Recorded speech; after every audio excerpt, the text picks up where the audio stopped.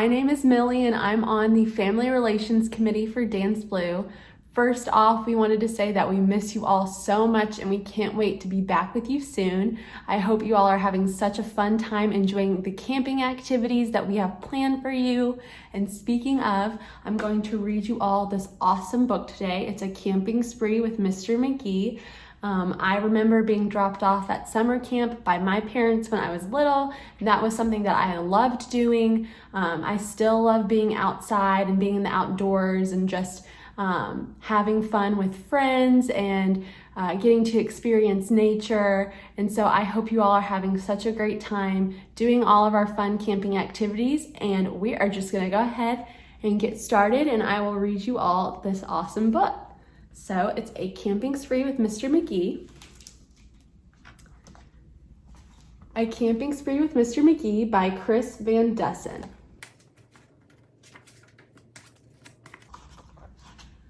Early one morning at 7:03, Mr. Magee and his little dog Dee packed up the camper and hitched up the load, hopped in the Rambler, and then hit the road.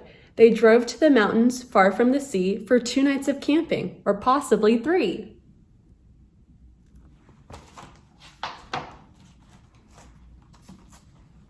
"There's nothing like camping," said Mr. Magee. "I know you'll love it. Just you wait and see. The views are fantastic. There's hardly a sound. Aside from the wildlife, there's no one around. And the air is so sweet you'll sleep like a log," said Mr. Magee to a small spotted dog.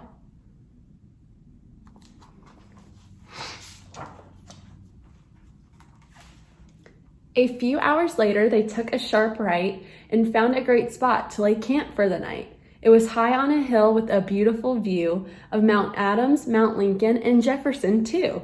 But perhaps the most wonderful feature of all was the brook that ran over a steep waterfall.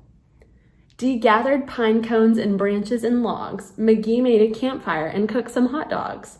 And as the sun set behind far distant knolls, they sat roasting marshmallows over the coals.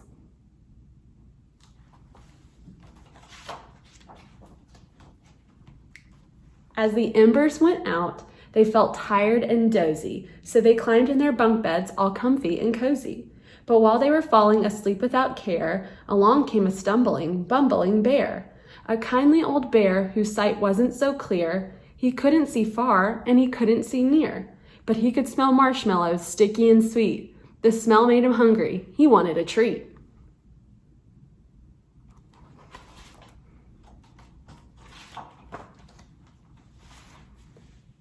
He sniffed out the place where the marshmallows lay, but the car and the camper were in the bear's way.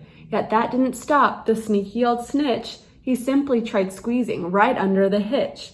And as he was shimmying into the gap, he pushed up the hitch, which let go with a snap.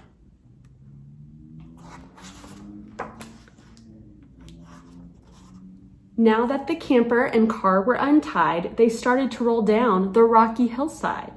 The car bounced away on the old logging road, while the camper was heading to where the stream flowed.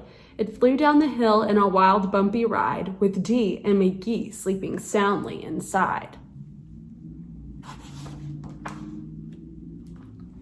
They were snoring and snoozing, enjoying a dream, when splash went the camper right into the stream. The splash shook the camper. They bumped out of bed. "Now what in the world was that?" Magee said. And when he looked out and saw where they were, his hair stood on end, and so did Dee's fur. They were caught in the rapids, but that wasn't all. They were headed smack dab for the big waterfall. Dee and Magee both started to quiver, as faster and faster they headed downriver. But just when they thought they'd fall over the edge, their camper got stuck on a rock at the ledge. So there they were, stranded, Magee and his pup, on the top of a waterfall 50 feet up.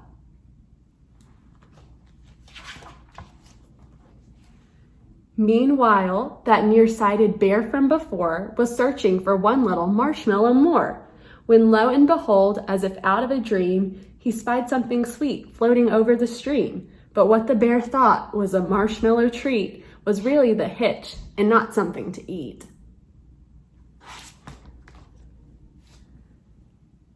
The bear was determined to capture his prize, so he jumped in the water right up to his thighs. He splashed through the stream to the edge of the fall and snatched up the trailer, hitch, camper, and all. Dee felt a tug. Magee heard a knock as the bear pulled the camper right off of the rock. He dragged them both all the way back to the bank. When he realized the hitch was not sweet, but quite rank, he spit out the hitch and left in dismay, while Magee and Dee's camper again rolled away. It flew down the path with a jolt and a jar and stopped in some bushes right next to the car. Dee popped her head out. Magee looked out too. Had they really stopped rolling? Could it be true? At last things were quiet and peaceful and still. They hooked up the hitch and drove off down the hill. And on the way home, Magee said to Dee, "That trip wasn't quite like I thought it would be." So when they got home, with the sky turning red, they decided to camp in the backyard instead. Thank you all so much for reading this book with me. I hope you are having such a great time in the clinic, enjoying our camping week. And we cannot wait to be back with you soon. Enjoy all of the awesome activities that y'all are getting to take part in, and we miss you so much. Bye, guys.